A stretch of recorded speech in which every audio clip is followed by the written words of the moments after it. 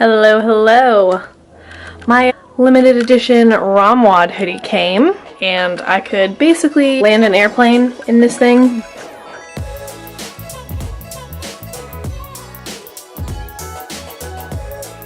Sure. Vlog life. Here we are. You got it. Oh my god. This is Clark, the real OG. We are just hanging out in some compression. Yay. Compressing our muscles. I have my water. Okay, very good. Here's another fellow ambassador. Say hello to the YouTube world. This is Rachel. She runs marathons. I do not. I lift the things and she runs the races. And Clark sort of does both. YouTube, follow me on Snapchat, Instagram, Zanga. There's a lot of sunlight coming in through my window right now. I'm not gonna be able to get rid of that line on my face, so we're just gonna deal with it. This is my meal planning prep tips video, but as I was gathering a list of questions that people have asked me, I just decided I'm probably gonna do multiple vlogs about this subject, which, like, duh, because it's a huge topic.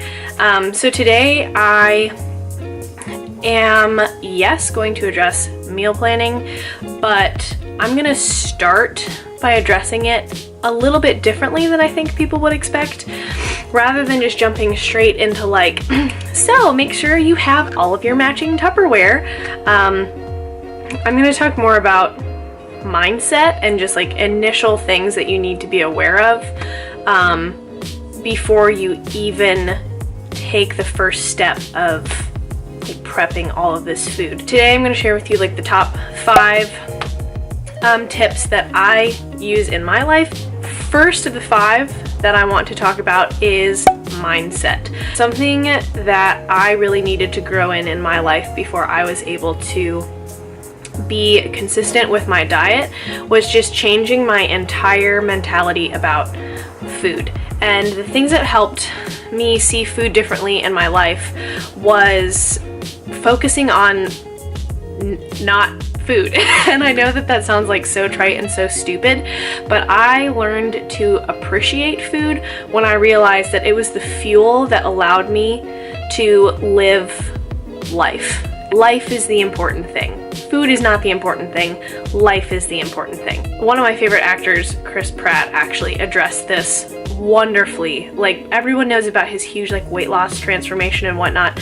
And he said the one thing that just really astonished him, like once he lost all the weight, was he realized how his mindset of food had changed during that process. And he was like, before, he was living for food and just kind of surviving in between, and now he eats food and lives in between. So for me personally, several things that I try to practice is thankfulness for food. That makes me not treat it flippantly because I recognize like how privileged I am to even have food in the first place. Secondly, I take time just to think about how amazing of a process it is that our bodies can take like weird green stuff and like convert it into energy for daily life. That helps me respect food so much more. Like, this food is for a purpose, and it's for a physical purpose. It's not for an emotional purpose. It's not for an entertainment purpose. The point of it is to fuel my body so that I have the energy and the strength and the nutrition that I need to live my best life. And that's what people need to understand, is that food isn't just an element of weight loss or weight gain. It's gonna help, if you're doing it correctly, it's gonna balance your moods, you're gonna sleep better, you're gonna have better skin. Like, it is the thing that our bodies thrive off of. So just treating it with respect, and also understanding that like it is good to have enough of it in your diet. Like, you don't need to be afraid of food because your body needs it. Those are just some things that I've really found that, like, when I was recovering from my eating disorder, I needed to, instead of I needed to just reshape my thinking about food. So instead of being afraid of everything I was eating, I tried to be thankful for everything that I was eating, and that helped me exponentially. And also just focusing on, like, when you are trying to switch to a healthier diet, it's a long, slow change. So eat that elephant one bite at a time, but also focus on what you get to add into your diet, not what you have to take away from it. Like, you're like, oh my god, I can't eat sugar, I can't eat chocolate, I'm not supposed to be having these carbs, ugh. And now suddenly it becomes a really, really negative feeling. But if you are on a healthy diet, the positives are that first, healthy food is actually delicious. Like, if it sucked, I wouldn't do it. And just the way that you're going to feel is going to be such a positive. Like, once your body goes through initial withdrawal, if you're like making a huge diet overhaul and like you're having to detox from sugar or something, I'm not gonna sit here and be like, yeah, that's super easy. It's not. But my point is overall, if your diet is like 80% on point, I usually follow like the 80-20 rule. 80% of the time, eat as clean and focus on whole foods as much as you possibly can. 20% of the time, give yourself a little bit of a leeway just to be able to like live life. Number one would just be mindset. Take time to identify like how you're feeling when you are eating food, like if you're eating because it's a mealtime, or if you're genuinely hungry, or if it's nighttime and you're bored, if you're emotional and you're using it as a buffer or something like that. Food's only purpose should be to fuel our bodies. And yes, there are times for like feasting and celebration when we can like indulge a little bit, but obviously within moderation, and for appropriate reasons, not because we're like trying to overcompensate for something else. So having a healthy mindset about food and taking time to cultivate that within yourself is going to be one of the most, is going to be one of the key factors to your success or failure in maintaining a healthy way of eating long term. Second, I would say the biggest thing for me has just been simplicity. And I always say that simple is sustainable. Like, if you look at my diet, there's a lot of chicken and there's a lot of sweet potatoes, and a lot of green vegetables, and I eat salads a lot. But I have learned to cook chicken in a million different ways, make sweet potatoes in a million different ways, switch up the vegetables that I'm having at every meal. So I'm always hitting the nutrient requirements that I need of like healthy proteins, carbohydrates, and fats and whatnot. But for the most part, I eat maybe like the same 20 foods all the time, and I've just learned how to rotate them in different combinations so that for the most part my grocery list always looks the same. Sometimes I get like creative with it when I want to, but it's because I want to. Like, I'm honestly happy with the way that I eat, and some people are creative with it all the time. But for me, I need something that I'm not gonna have to think about all the time, that's gonna taste good, it's gonna fuel my body, and that I don't have to put a ton of time and energy into every single week when I go grocery shopping. I focus on whole foods, making sure that I'm incorporating a protein, a carb, and a fat at every meal, and I eat for volume. So I eat lots of leafy greens, lots of salads, and my salads are very filling, okay? Like, I put quinoa on my salads, I put avocados on my salads. Like, they're not just like, I'm eating grass. Nah. Like, my roommate was making fun of me the other night because I literally made a salad in a mixing bowl. It was a large salad. I wasn't hungry afterwards. You don't need to think that with meal planning or meal prep that you suddenly have to go out and be like a world-renowned chef. Like, I make barbecue shredded chicken mostly every week because I love it, and I also found this brand of barbecue sauces that has like 15 different flavors, and so I rotate through all the flavors. I'm cooking the chicken the exact same way. I measure out the barbecue sauce the exact same way every week because they all have like the same nutritional value.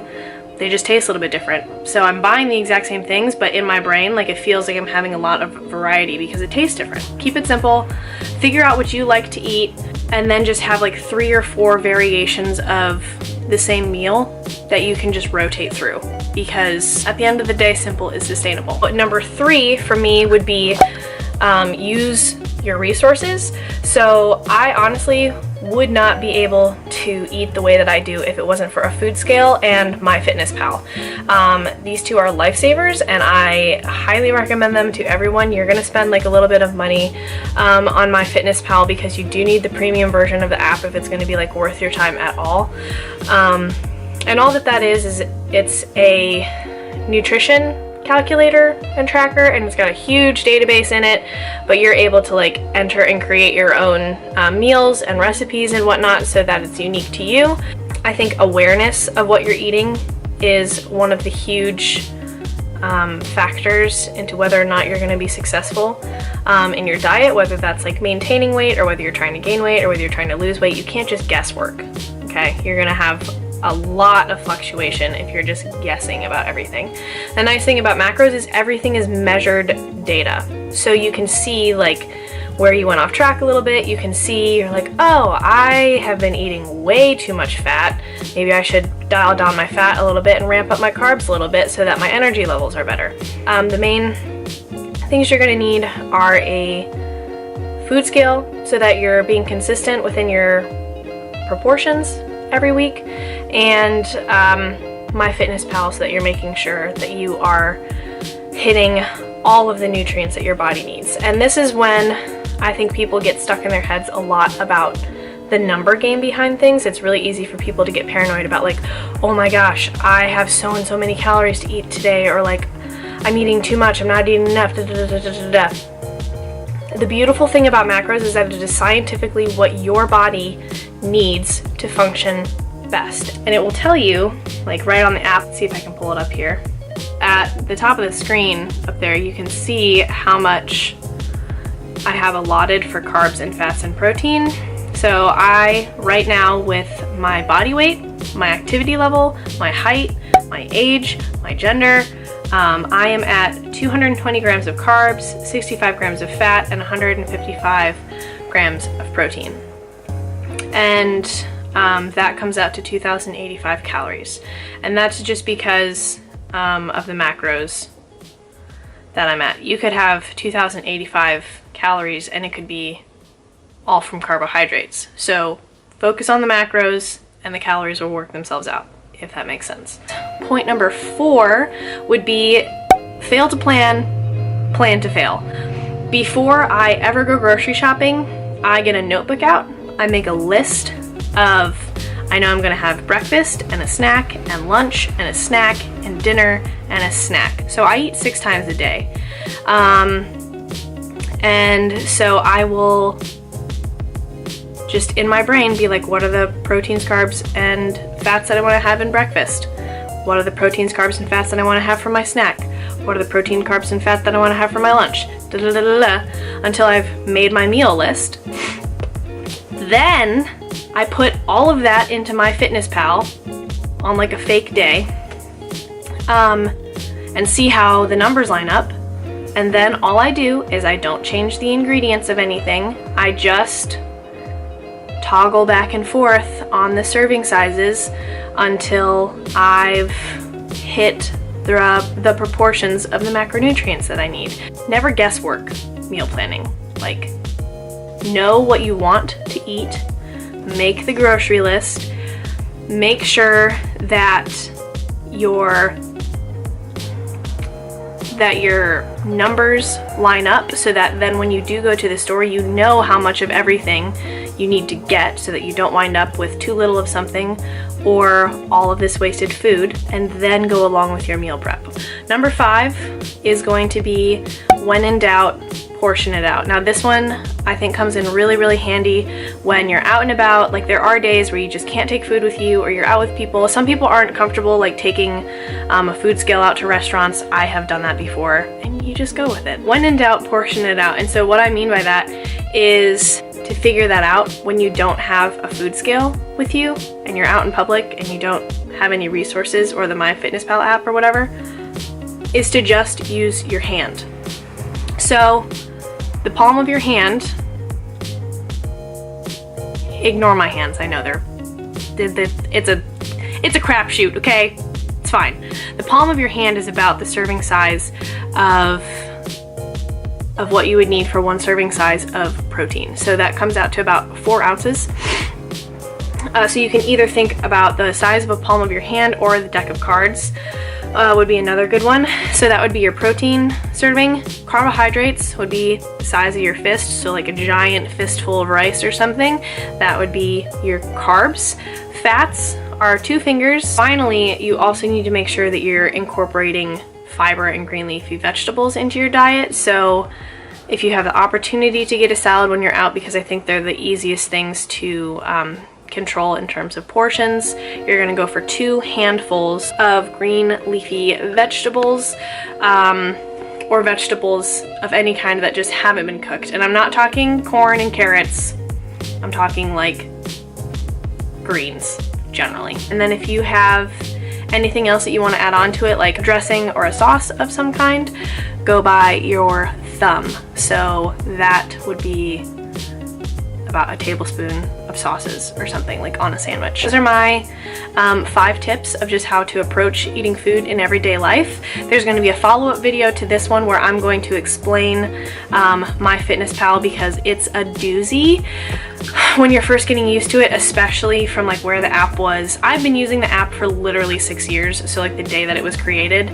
but the amount of features that they have added like since then is ridiculous. And so I understand that it's super overwhelming for people who are just starting to use it, so I'm gonna film an entire like here's how the app works video, and I'm also gonna go through a whole full-blown day of grocery shopping, grocery list making, cooking, meal prepping. All those things will be coming in the future, but I think the next one I'm gonna do is the MyFitnessPal app, because everyone needs to use that app. So that's all for now. I hope that was helpful, and if anybody has questions about anything or wants me to address something else in the future, comment down below, and then like, subscribe, and share this video, and hope to see more of you in the future.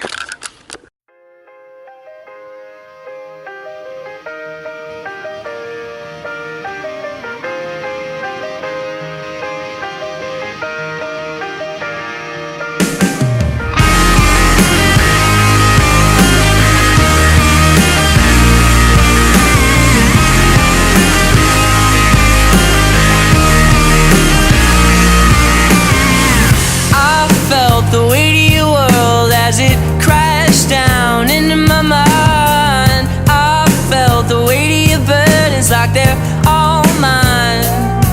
Listen up, I won't lie.